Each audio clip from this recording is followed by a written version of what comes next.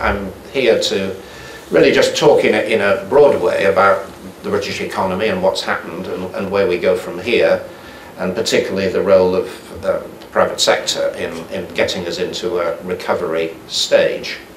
So I would like to start really just by setting the scene and saying what I think has happened in the UK economy and what the scenarios are going forward. None of us really know, to be frank, what's going on. I mean, it's a very uncertain future. And then about some of the policy issues that I think we should be emphasising. We've got to deal with the bank problem, which isn't resolved. We've got to deal with the budget deficit, which is looming over us.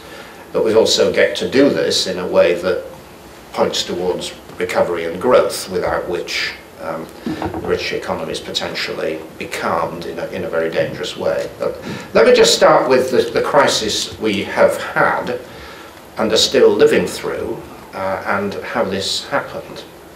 I mean, the way I characterise it, and it's a bit of a sort of tired metaphor, but I think it explains a lot, is that what's happened in the last couple of years, but centred 16 months ago, is that the British economy has had the equivalent of a massive heart attack, the economic equivalent of a heart attack.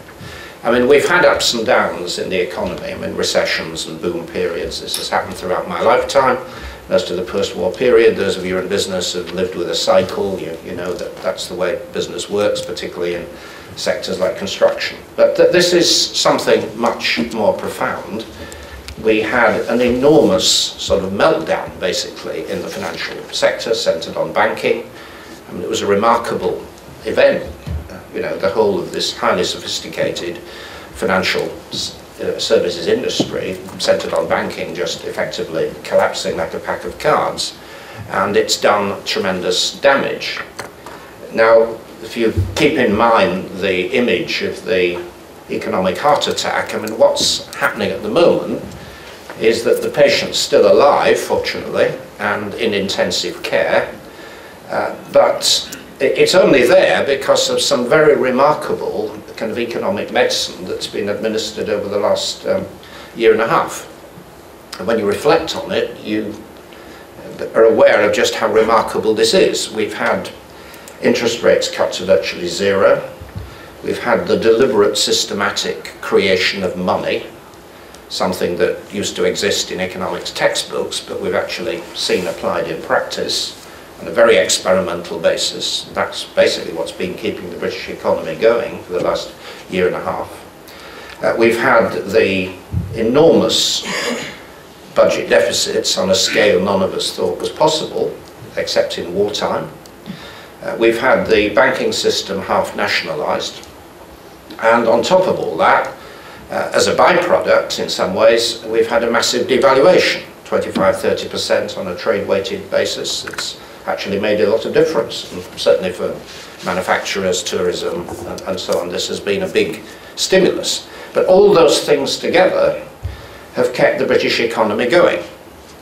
And none of us are certain as to where we go from here. Now, when I worked in the private sector before I became an MP, as Keith pointed out, I was in Shell, one of the big multinationals. We were forbidden from engaging in single-line forecasting on the grounds this wasn't a very sensible way to run your business. We were told to think in terms of scenarios, the way the future could evolve. Indeed, the first day when I took up my job as the chief economist, the chief executive, we called them the chairman of the managing directors, came along and gave me this little tapestry with an Arabic saying on it. And when I asked for the translation, as I was obviously expected to do, it said, I was told that what it said was that those who claim to forecast the future are lying, even if by chance they're later proved right, which was a useful warning. And I think when we're thinking about the future of the British economy, it's useful to think in those terms. You know, there are different ways things could play out. You know, bad mistakes in the next year or two could send the British economy in a horribly wrong direction. On the other hand, good government, sensible decision making could set the path to recovery. A lot depends on good decisions which have yet to be made.